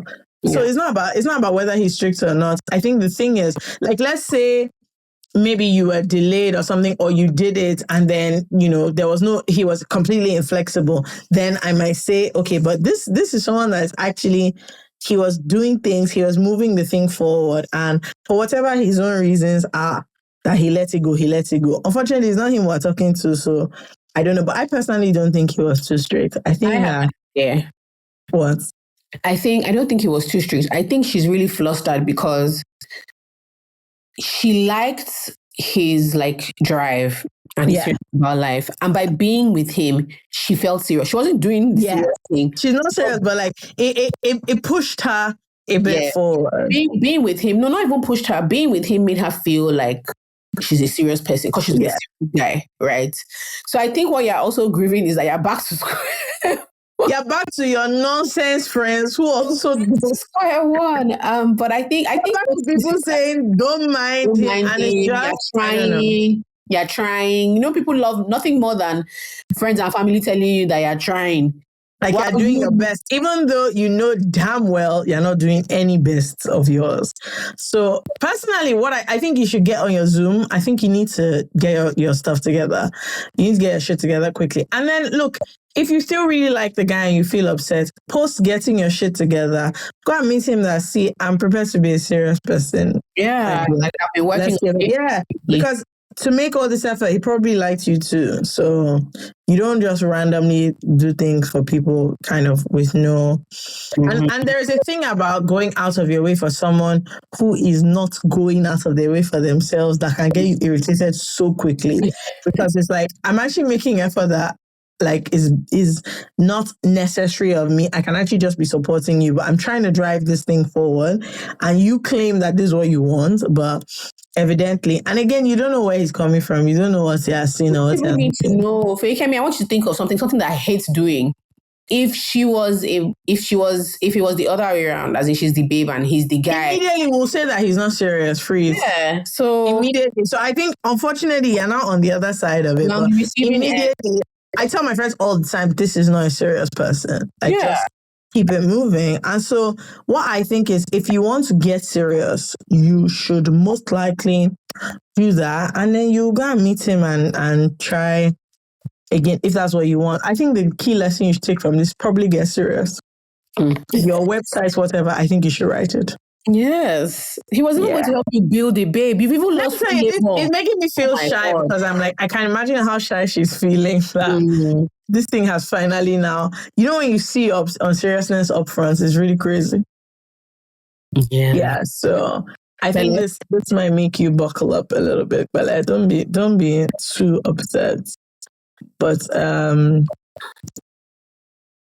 okay, I have one that I think is interesting. The person is called FK's voice in Davido's concert intro. No. Anyway, she says, I'm 19 in Nigerian, and my dilemma is being a girl, only child of both parents, pastor's kid. My mom gave birth to me at the age of 35, and my dad was 46. Recently, my intrusive thoughts are always on my parents leaving me because they are aging. My dad is like 71, and I really don't have relatives who care. They just call my parents when they're in need. How much more me? I remember one time I had a misunderstanding with a cousin and she said I was on my own. No, you're the one looking for a sister. So I am worried. Shit. That's very... Man, that was very mean. What is going... Anyway. I think this is a worry that, like, I don't think anyone can escape. My parents are getting older. Worry. Honestly, the only thing I have to say... Let's be fair to her. I think her anxiety is, so her dad had her like older. Yeah. Dad was 47. So he's at that stage now. But people, this is a real fear people have. Like my mom wanted to have a certain conversation with me just before we left for the tour. And I was just like, nope, no thank you. I don't like to even consider that like people are not going to be around, but it's as everyone is getting older, you have to start facing up to it. Unfortunately, the only thing I would say is that, I mean, on your parents themselves, maximize the time. On the family members, look, you can't manufacture care. And so what I would say is if they don't already care about you at this very stage, I think what you need is community. But I know family is different because there's a way that family is supposed to take care of you. But unfortunately, you already don't have that. And I don't think that the next few years is when that's going to... These people have known you all your life. And from the quick maths that we've done, like, 20-something, you know, so... It's unfortunate. On your parents' side, you have to maximize time. I think the other thing is like you want to surround yourself with community because you're afraid that this thing is coming where, you know, your dad is already over 70, where they're getting older and you're going to need support that is not them. And it's unfortunate that your family members don't seem to be the ones that can give you that. I personally don't think looking for it with them still is going to be a good solution. Yeah, I mean, I do have something else to say. There's always an outward manifestation of like inner worry, if you ask me. What do you mean? So I do think that what is coming up is who is going to take care of me and how am I going to take care of myself? And if your parents are old or older, and the way you're looking at it, it's like if your dad has 10 more years, he's an incredibly lucky man. If he has 20, wow, right? So a lot of your fears are not just emotional. They're also, let's be frank, financial. Yeah, a baby. Yeah. Right? No, not a baby, but you're very young in a way that people really need. When you're trying to start your life is when there's a tricky period where you're trying to figure stuff out, and there's a comfort with knowing that there's family that can back you up, not just with emotions. But at the very least, if I have a friend who burst into tears a couple of months ago, she just realized like if everything goes to shit, her parents, she's an orphan now. She just doesn't have anybody, right? You know, and we were talking through, like, what's this thing that's driving you? What's this thing that's driving the fear? And, you know, they've now done her family's, her mom died after. So they just died. They sorted out her mom's will and everything. So she was like, she has a property from her mom. She has a property from her dad. But she just realized like there's just nobody that can take up stress. But she wasn't thinking about the financial part. We mentioned this thing recently, and it's something that is so uncomfortable to talk about. But I do think a lot of Nigerians don't know how to have this very weird conversation about what happens when you go. What is happening now that you're not feeling well? Like, are things in order? What's happening as you're aging? I'm your only child. If anything happens, I'm the one that's going to sort out. The amount of admin that people go through because there is no... For a country that has for a country that we don't want, actually, like, you know, we don't actually live that long. Nigerians don't live that long. You know, unfortunately, our country is one where there's a reason why we throw big parties at 60. People don't live that long. You know, I think the mortality rate is 52, 53 for men, and I think 56 for women. So, but people still don't make plans because they think that in and of itself is the bad luck, is the bad juju, not having a plan. I do think a lot of your anxieties would be lessened if you knew what you are supposed to do. Yeah, if there was a plan in place. If you knew, and I'm not saying a plan that your parents tell you everything, but they're just like, wow, this is my age, these are my medical records. Going to the hospital, as your dad is getting older, your mom is getting older, God forbid something happens, are there questions you can't answer? If the doctor asks for questions, if something happens... Like, do you actually have their file or their information? Yes, and your parents can't advocate for themselves. Do you know? I'm not saying you need to know what the account... In fact, where do they have accounts? I'm not even saying you should know the number. Nothing like that. I have an account in Access. I have an account in GT. I have an account in NatWest. I have an account. You know that. You know the hospitals that they are. You know that, this house is actually renting that we're renting. The only property they own is somewhere they have a plot in the village. All these things may not actually give you... You're not going to find out that your parents are secret millionaires. But what it's going to do is it's going to bolster you to understand like what you're working with, like mentally, emotionally.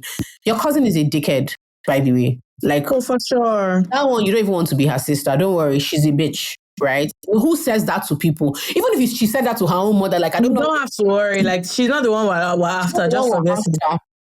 I talk a lot about how I love my brothers and my brothers love me, but we're not as close as is ideal. I rely a lot on my friends, and that's just the way it is. I have friends who are only children who talk very honestly about the fact that they cultivate these friendships because they don't have like siblings. You're 23 and this is a sexy age to figure out your tribe. And that's what you need to start. Take your friendships seriously. They are not by the way. In your own case, you need friends in a way that some other people don't. Yeah. So you have to cultivate, and don't do it in like a easy way. The ones you really like, invest more in them, right? Be honest with them. How are you? Fine. I'm a bit worried about my dad's health, but everything is going great. What are you doing this week? Let's have lunch. Send random texts. You have to cultivate the unit around you that will help you allay some of these fears. You're always going to be scared and frantic and worried. When my dad says he's going to the hospital, even if it's just for checkup, the way my heart starts. Oh, you're worried. Like, you're just like, I'm like, which test are you doing for what? Exactly. Like, why? For what? Why? So I understand because you have older parents, but I think there's some control that won't stop the emotional worry, but that'll just make you feel more capable of knowing what's going on and taking care. Yeah. I think, the structure is important. And I think your fear is also community, which you can build outside of family. I don't know. I no longer believe that it's only family that can treat you in a certain way, because I've seen that, disproved many a times. So I think you can cultivate, community outside your family that will do this thing that you're looking for. 100%. Yeah. Yeah. I don't know.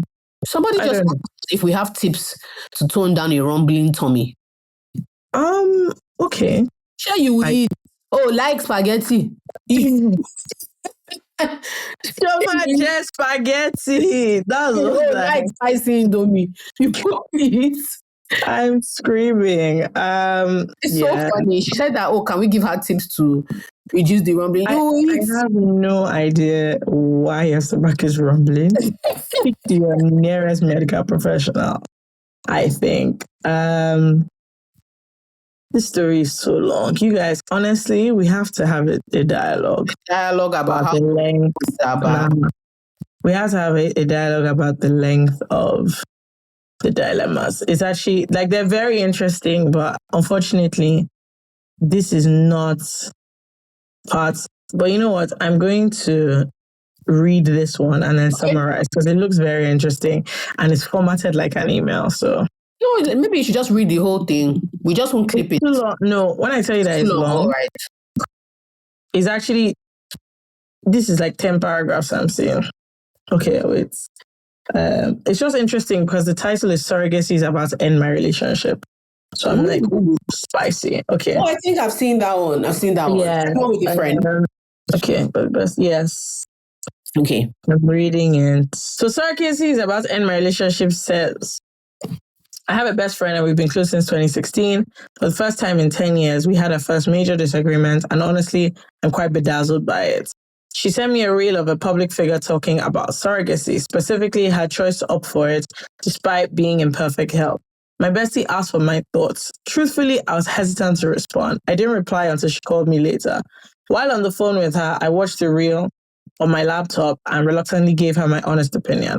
I told her that while I didn't fully agree with the way the speaker delivered her message, I had no issue with surrogacy itself, especially if it's a legal process where you are and then you can afford it. I added that just the same way people freeze their eggs or choose adoption, surrogacy is also a valid choice as long as it's done ethically and within the regulatory guidelines of places like Nigeria. To my surprise, her immediate response was, I wonder how we've been friends for this long. At the time, I didn't think too much of that comment and instead just listened to her perspective. She shared how she felt surrogacy belittles the joy of motherhood and how something so intrinsic to being a woman is now being commodified. She talked about the emotional bond pregnancy fosters between mother and child. I tried to explain my point further by drawing parallels, like outsourcing cooking and cleaning because one doesn't enjoy it, or choosing adoption if you can't have a child, asking if these choices made somebody less of a wife or a mother. She argued that surrogacy is an act of mercy for those who truly can't conceive, not a convenience. After a lengthy back and forth, I reminded her that she had asked for my own opinion, and that's generally how I see things. I would never judge someone for choosing a surrogate. For some context, she has an adorable 2-year-old who I absolutely adore. Her pregnancy journey was tough, especially as she moved to the UAE in her first trimester, without a community and later to the UK. Though her husband is incredibly supportive, he could only do so much as the sole breadwinner. I can imagine how this entire topic might have emotionally triggered her, but I only realized after the fact. Her reaction shook me. To be sure I wasn't missing something, I shared the reel without mentioning our conversation with some friends. My mom, my aunt, who is a doctor and struggled with fertility for years. Except for my mom and one male friend, everyone shared similar views to me. My mom brought up Jesus and cultural beliefs, but eventually admitted the world is evolving and she prays it never comes to that for me. The male friend, who is also part of our trio, had a similar view to hers and said, if he were to use a surrogate, he'd had to live with them, him and his wife, so he could bond with the child. That perspective genuinely baffled me, but oh well, that's his opinion if his wife is fine with it. Then she reached out again, saying she's still stunned that I support surrogacy. I replied that life is dynamic. There's no one size fits all. And even forwarded her some of the feedback I got. She didn't respond. But the next week, I kept calling and maintaining our daily streak as I normally would. When she didn't pick up, I didn't panic because it's not unusual for her to break our conversation streaks and restore them. She usually returns them between 24 to 48 hours. By another new week again, I saw her post a story on Instagram and I messaged her jokingly saying, madam, I've been calling and texting, no response, Shekosi.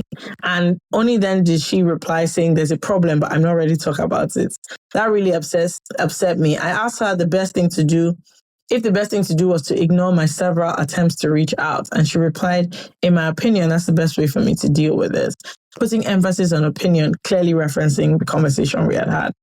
At this point, I was really upset, but I still didn't realize how deep it had cut until later when I was planning to send her a birthday package. Then it hits me, this issue might not blow over as quickly as I had hoped.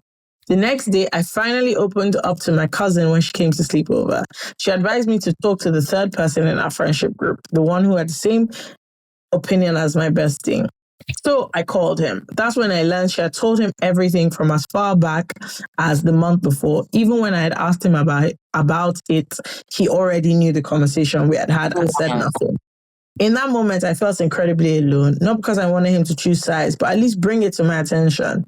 These two people are among my longest standing friends. I wasn't expecting him to take sides, but staying completely silent all along felt unfair. It is now essentially about a month later, and I haven't reached out to her again, not because I don't want to, but because I know how well she can be extremely headstrong. I've considered calling her husband, but I don't want to put him in a difficult position. Her brother may be a better option. Her birthday is in 11 days. I went ahead to order all she requested, but I wouldn't be surprised if she sent the package back to Nigeria. Before I involve family or friends further, I really need your input about the whole thing, specifically on number one. What could I have done better? Number two, is there a flaw in my stance that I'm not seeing clearly? Number three, should I reach out and apologize? Even though I'm not sorry for having my opinion. Would doing so just for peace sake be dishonest? Let me know your thoughts. I truly want to do right by this friendship, but not at the cost of silencing myself. I love you, FK to pieces. I love you also, Jola. I just want you to know that there are 4 loves in mine. 2 loves in yours. Okay. Sure. I'll wait for your link. Feel free. Eh? You can answer a question. Feel free. No, I've spoken so much. I'm processing my thoughts. I think that your friend was looking to pick a fight. I don't get it. I'm so sorry. Like, I understand all this long, you've written so much. But quite frankly, as someone with many female friends as well who have different opinions, that person really wanted to pick a fight with you. I'm so sorry. This doesn't tally. This doesn't make a lot of sense. You're making a lot of allowances. You're making a lot of explanation, a lot of excuses. But her behavior towards you, given the fact that you have a friendship that has lasted for quite a while, had any serious issues or back and forth with one another, you didn't actually cross any of her own proper boundaries. I don't know what it is, but if this is the reason, then just you have to let the chips fall where they may. She's not the queen bee in your friendship. You're equal friends. She's upset. Her feelings are hurt. She has a difference of opinion with you. Sure. But this is actually, to me, emotional abuse. This is rubbish. Like, you don't treat your friends like this. I'm sorry that I'm coming up with harsh. Absolutely. What is this one? Because you have a difference in opinion about surrogacy, for her to treat you like this, and you're chasing her within the friendship, to me, it reeks of immaturity and just bad behavior. And I always feel like people like this who do this to female friends very often use it as a crutch for they don't get treated like this by anybody else in their lives, but there's a friend that will answer them. That is I don't know her from anywhere, but there's always a friend that if your husband is not the type that will say, oh, yeah, sorry now, yeah, please now, yeah, sorry now, I didn't mean it now, okay, sorry now. They tend to find a friend to do that with. And I just genuinely, maybe there's something I'm not missing or I misheard some stuff. I'm so sorry, babe. She's on some bullshit. Yeah, kind. Yeah, let me not lie. I wholeheartedly agree with Jola. She's on some crazy So some bullshit. crazy shit. Like, this is rubbish behavior. And the more you're doing this, the more you're feeding her ego. All this texting, calling, begging, you're feeding her ego. And she's standing on wrong behavior. Because at the very least, she'll either have gone back and forth with you and be like, do you know what, fair enough, that's what you think. I think differently. Let me not lie to you. And I even feel a bit judgy. That's what normal friends do. What she's doing now and the way you're behaving is almost like you're acting like you are wrong. You're not actually a difference of opinion. I think it's quite insane for this to be the reaction, not to you offended me, to I asked your opinion about something and you gave it. So to answer your questions, there is nothing wrong with your stance.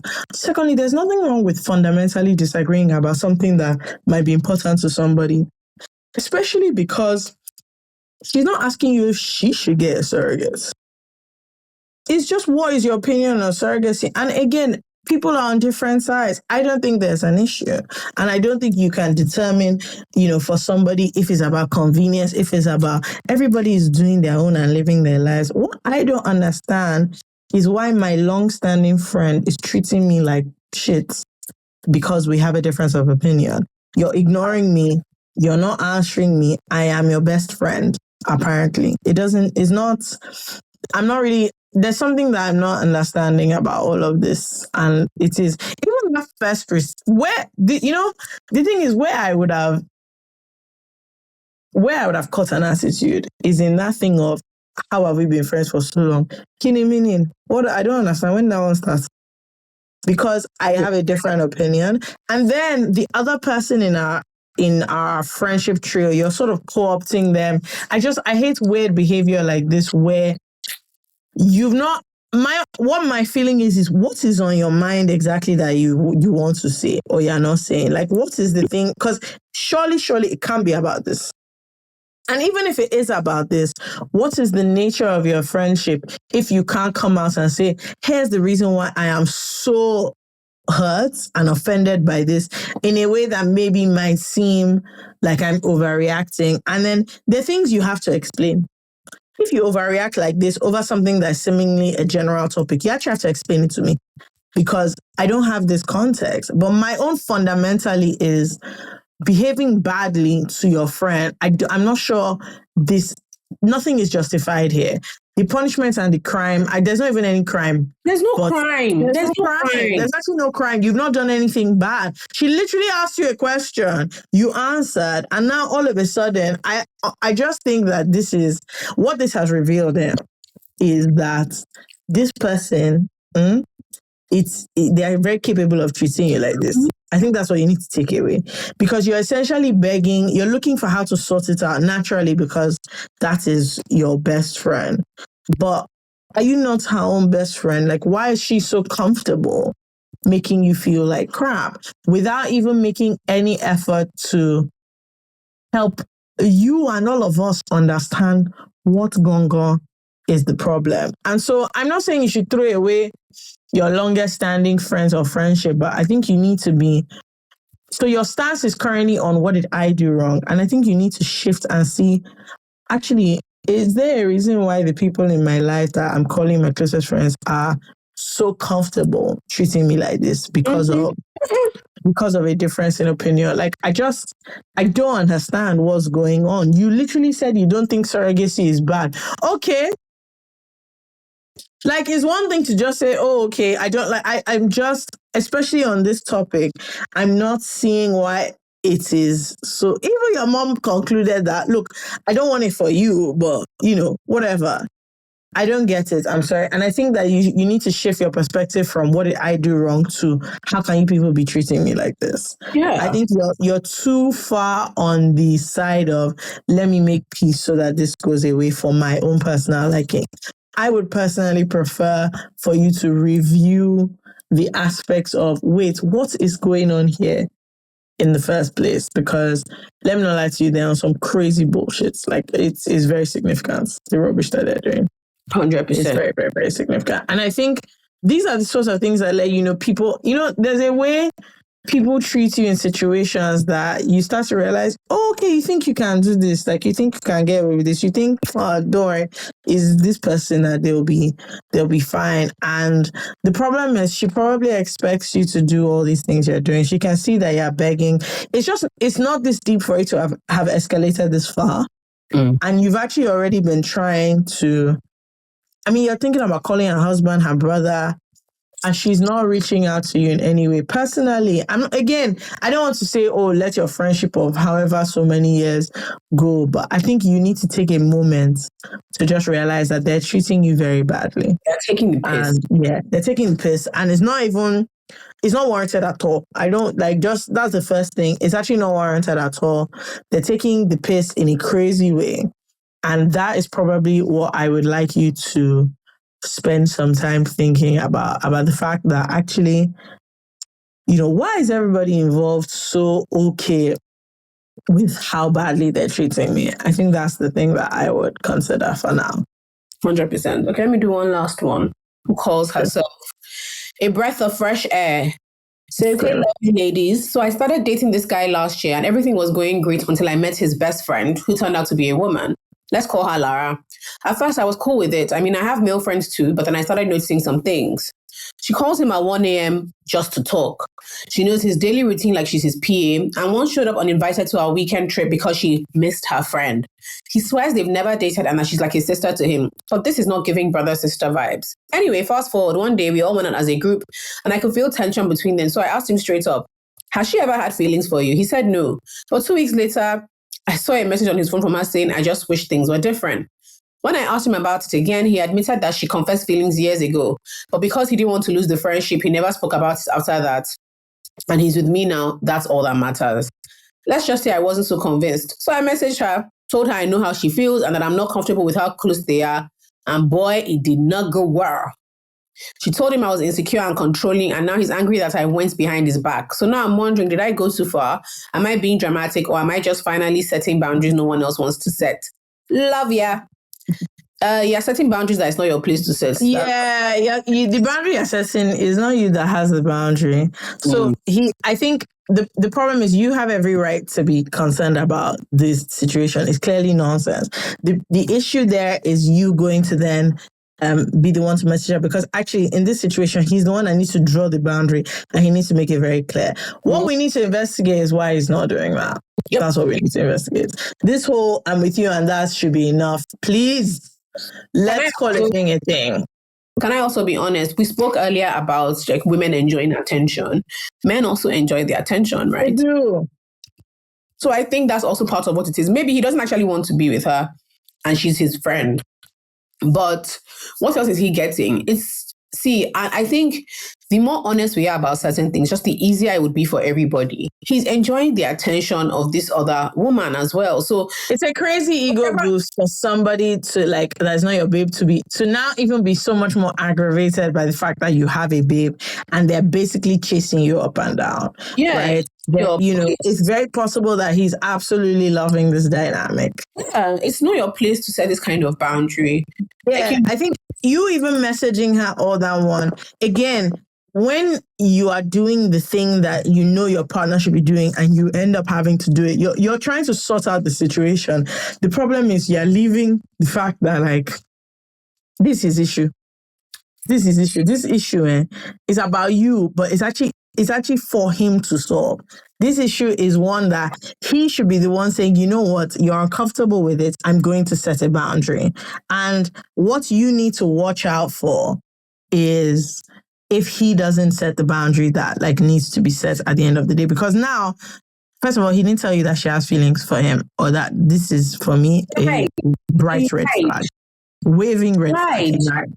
So they're still talking about it because her recently telling him, I wish things would be different, is literally, I know you're in a relationship and I'm trying to proposition you about my own matter. Meanwhile, you're still keeping me around as a friend. The fact is, he knows all this stuff is being on his bullshit. We all know the appropriate ways to behave when you are with somebody. And he is counting on the fact that up until this point, you have been fine. You have been okay, all of that. And so there are conversations that need to be had and boundaries that need to be put in place, that if he's not willing to do that, you have to now ask yourself, am I willing to stay in this place? Finish. That have to be put in place. Finish. I'm sorry. Even you, Oman Bear, which one is you're texting her? Why? For what? Once somebody puts you in that position, like anything that puts, so I have said this thing to quite a few people and they always laugh when I say it. There's something about doing the right thing and being seen to do the right thing.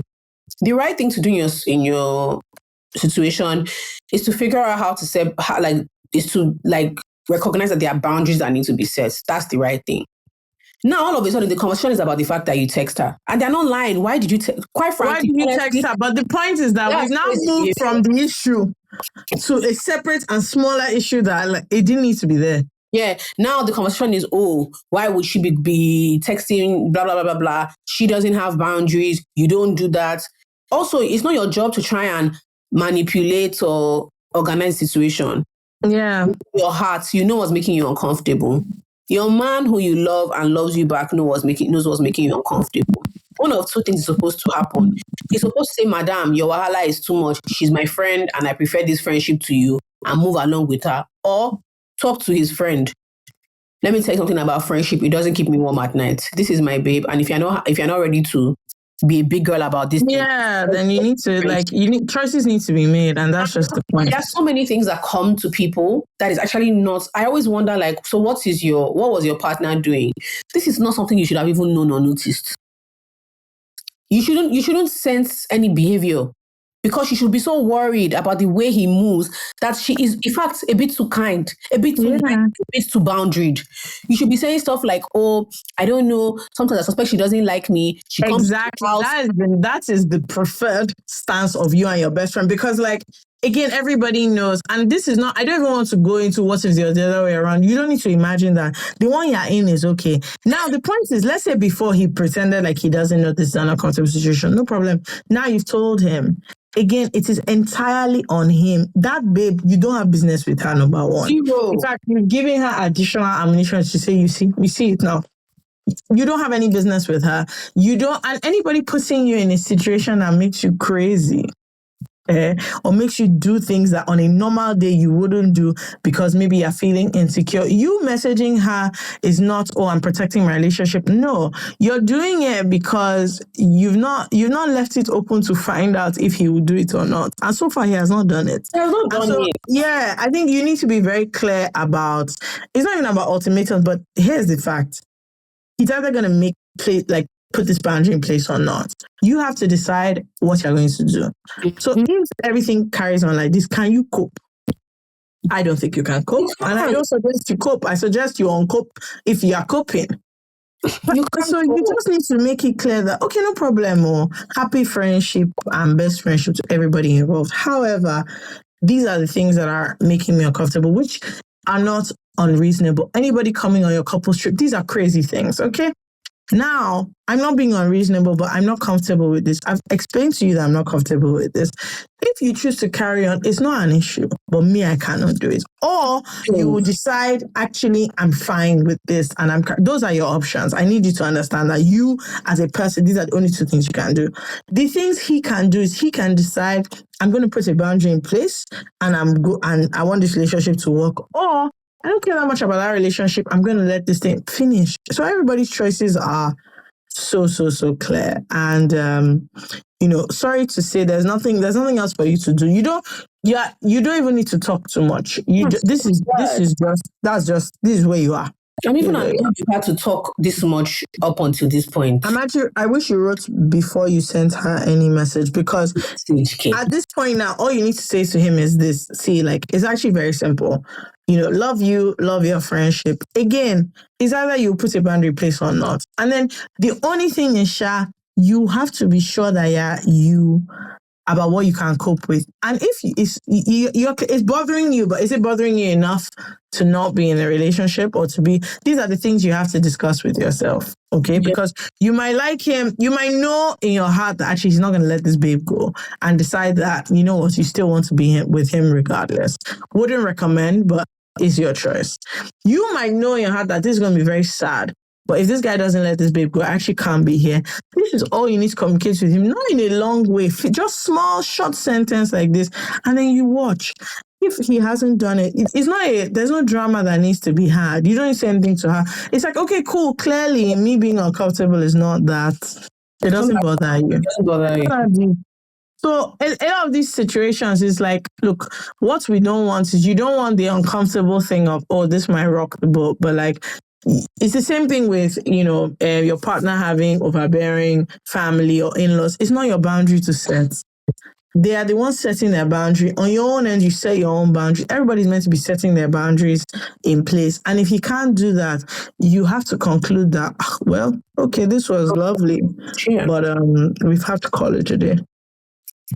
All right. That was an episode. I don't know what else to say to you, Pele, but I even wonder how you've lasted this long with the matter. Yeah, we did. Hopefully you can figure something out because Fekemi and I, well, you know what smoke, so that's why. In fact, you even know that's why you wrote it. You know the issues at hand. Look, any man that's making you as a move crazy, you've already got into an unstable place. But you're not supposed to. Your partner in a stable relationship. You're not supposed to be in places where you're acting crazy. Because you're trying to save it. Let him try and save your relationship for once. My dear. Let him try and save your relationship for once. If the best friendship is more important, okay, maybe he doesn't like you enough to say this girl should act right, but, whatever. What I don't even like is like, do you know how I would feel to discover that, okay, she told you that you have feelings for you, say you ignored it. If you ignored it, why am I saying I wish things could be different? Excuse me, at that point you should be saying, see, I'm in a relationship, you can't be talking to me like this now. What's going on? Bro, like that should be the response you saw from him. That which one is this? Which one is all this? No, please, we don't do this here. But that's clearly not what he did. If not, you would have said that. So. Oh dear. All right, guys. This has been a lovely episode. Well, for us, so much fun. We did a catch up. We didn't really have like any topics, but I think the episodes took up different places. I hope you enjoyed it. If you actually want to send in your dilemma, you can go on our website, www.isaidwhatisaidpodcast.com. There's a place you can write the dilemma. Please make sure you subscribe to our YouTube, follow us wherever you listen to the podcast, whether it's Apple or very important Spotify or anywhere. Just follow us so that you can get all the notifications, including tickets to some of our sold out shows now. If you knew, you have gotten information. You can also sign up to our newsletter. It helps us keep track of who you are. We have playlists. We give recommendations. It's fantastic. A lot of fun stuff happening. Anyway, as you guys are watching this, guess who is currently on their way to Toronto? That's and so, we're really excited to be in North America, about to have a fantastic show. I hope, you can only hope, when we get there. We can only hope, but I think so. Let's see. Yeah. Thanks guys for listening, and we will see you next week. Bye. Bye. This episode is brought to you by Madala.